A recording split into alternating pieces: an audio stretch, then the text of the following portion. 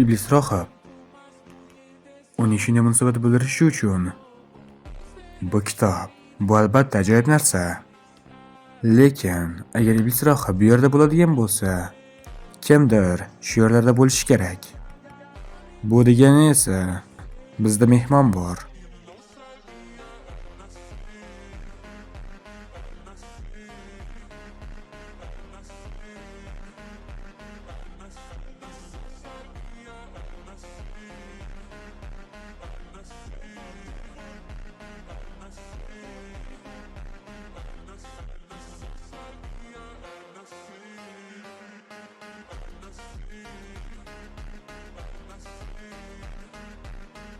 Qo'riqchi Guvohchan. U tashqarini qo'riqlayaptimi? Jarohatlangan yosh xo'jayinni qo'riqlash o'rniga haqiqatan ham uni yashirgan narsasi bormi?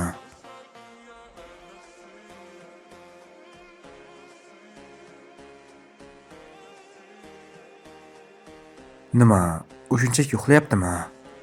Uni nega u qorovul Guvohchanni tashqarida qorovul qilib qo'ydi? Men birinchi navbatda uning ichki energiyasini tekshirishim kerak. Bu nima?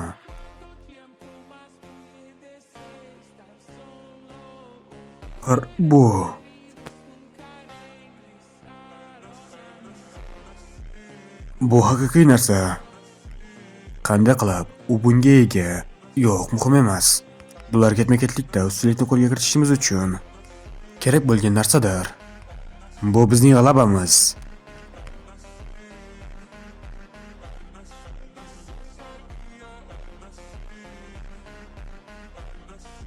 Meni yotoqxonamda nima ishing bor?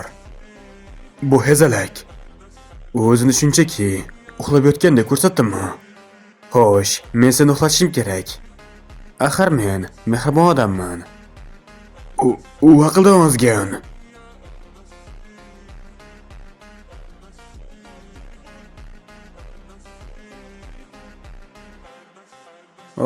Sen uyg'onding. Nima? Men qayerdaman? Endi kel, gaplashib olamiz. Biroz oldin. Cho'yilsan. Nega u bu yerda? Uni taniysanmi? Uning ismi Cho'yilsan. U ikkinchi o'g'ilning qo'riqchilaridan biri. Ikkinchi o'g'ilmi? Unda nega u bu yerda? Ishonchim komil emas.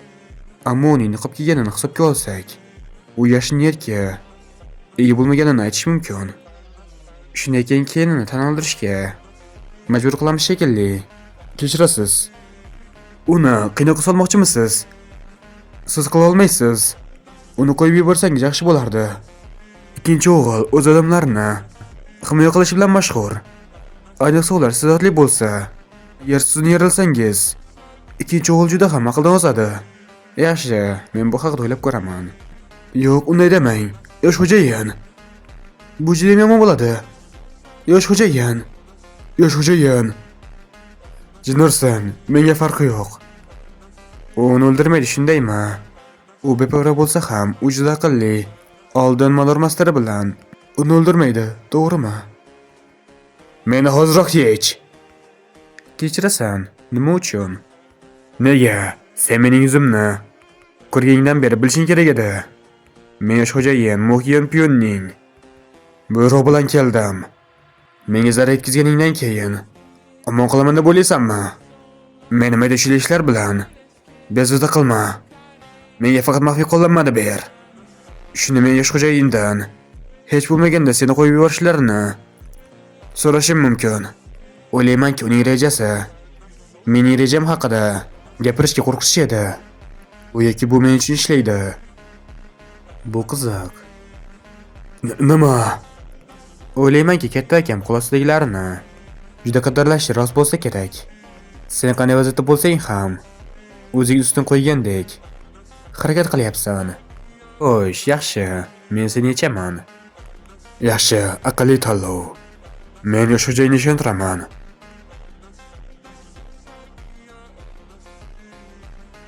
Savol-javob viktorinasi.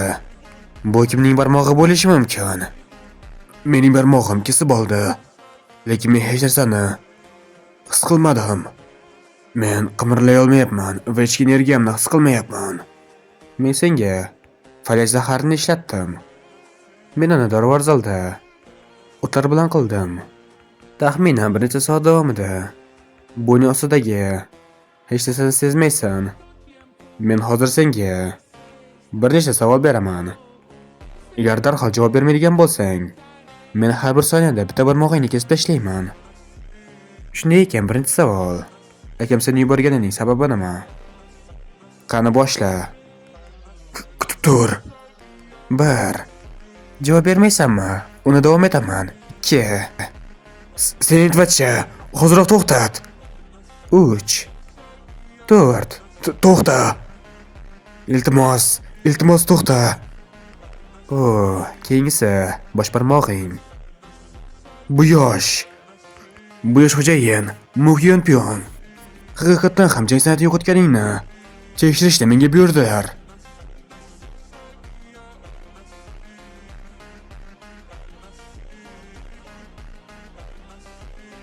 Jang san'atini yo'qotdimmi? U albatta tomonlarni tezda almashtirdi. Keyingi savol. Qo'riqchikam shunday dedimi? To'g'ri. U bu bilan juda aqlli edi. U muvaffaqiyatsizliklarni oshkor qilmasdan yarim haqiqatni aytdi. Nima, qo'riqchikamning mehnat qilganini bilarmidi? U har doim shunday aqlli bo'lganmi? Yoki boshidanoq qo'riqchikamdan shubhalanganmi? Yoki qo'riqchikam josusmi? Yo'q, unda bo'lsa meni qiynamasdi. Lekin hozir menda hech qanday savol yo'q. Endi nima qilsam ekan? Men o'laman. Nima? Men sizga sodiq qolishga qasamyod qilaman. Bunchalik aqlli ekanligingizni bilmagandim. Siz munorbastari bo'lish uchun eng zo'r nomzodsiz. Iltimos, Muqlich minorining kelajagi uchun to'g'ri tanlov qilishimga yordam bering. Men siz uchun hayotimni xavf ostiga qo'yaman. Iltimos, meni qabul qiling. Men hamma narsani qilaman. Iltimos so'rayman. Mayli. Baribir men uchun nimadir qilishing kerak. Seni hozir so'rasam bo'ladimi? Najot topdim. Albatta. Menga shunchaki buyruq bering. Lekin mana istaysiz.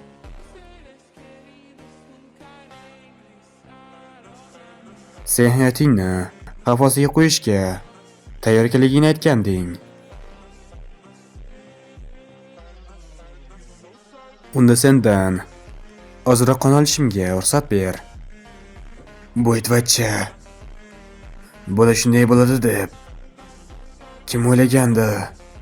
Men bu kitobni kuch bilan ocha olmayman. Menimcha, bu Yin maktabining asl kitobida eslatib o'tilgan muhr. Kitobga ko'ra, yomonlik uchun muhrni toza qiy bilan to'ldirish kerak. Demak, uning ustiga harom narsani qo'yish uning kuchini zaiflashtiradi. Achinarli. Noloyiq o'lim bilan o'lgan Jo'ilsayning qoni. Men qonni kitob ustiga yo'naltiraman. To'liq nopoklik.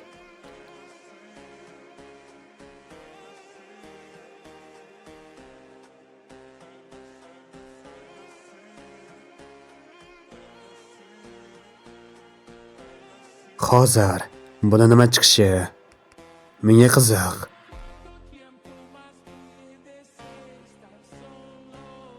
Nimalar bo'lyapti?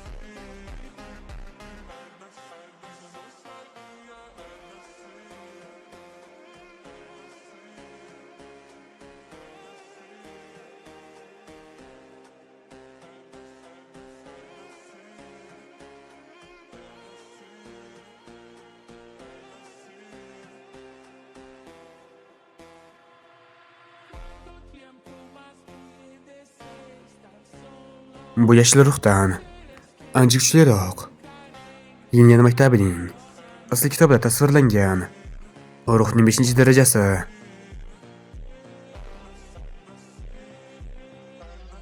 Moviy ruh. Rostini aytsam, men shu ruhni kutgandim. Men omadliman desam bo'ladimi?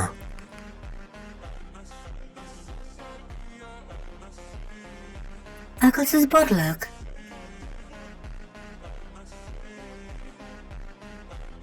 Ruhingni qo'yib yubor. Bu o'z tanangni menga taklif qil.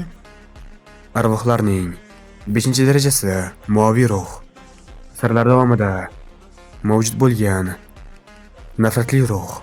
Ular ma'lum bir hududga katta ta'sir ko'rsatishga ega va hatto gallyutsinatsiyalarni ham keltirib chiqarishi mumkin. Muvaffaqiyatli bo'ysundirish uchun kamida 10 ta shaman kerak. Juda xavfli.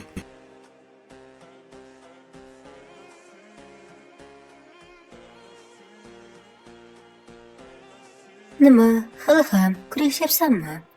Albatta juda sekinsan. Kitobda nima uchun aytilganini tushundim. Moviy ruh juda xavfli, lekin bu kulgili.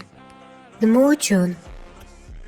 Barcha ruhlar ularning darajasidan qat'iy nazar shunchaki birovlarning tanasini xohlashadi. Barchang bu narsani juda ham xohlashing. Bu kulgili. Menimcha, ruhlar tanasiz hech narsa qila olmaydi.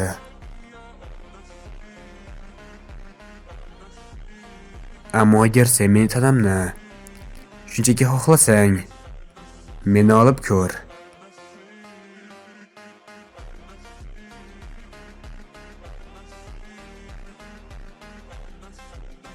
Ahmoq, oddiy odam. Menga boshqa tanlov qoldirmading.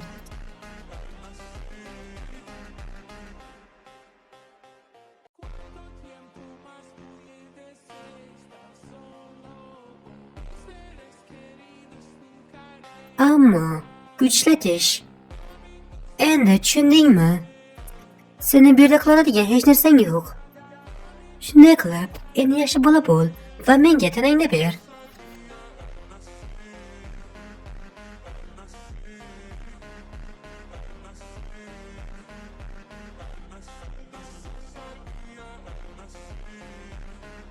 U bunga chiday oldimi? Uning yuzining yarmi yo'q bo'ldi. Sen oddiy odam emassan. Xo'sh, bu muhim emas.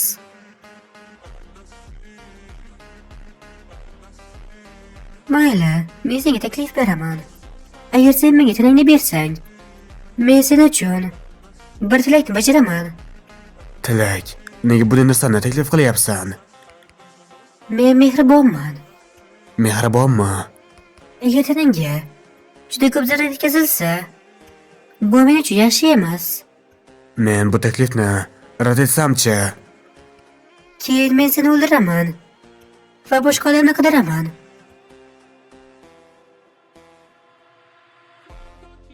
Menda tilak bor. Ha, tilak. Bunday qat'iyat bilan sen og'ir hayot kechirgan bo'lsang kerak. Ilgari kimdir senga xiyonat qilganmi? Sevimli oilangni kimdir o'ldirganmi? Menga ayt, men ularning hammasini parchalab tashlayman. Men faqat ularning kunlari qolishiga ishonch hosil qilaman. Xo'sh, menga ayt. Tilagingni?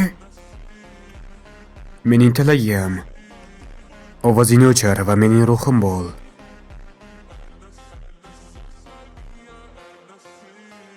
Mayli. Sen buni o'zing so'rab olding. Sen ahmoq odam.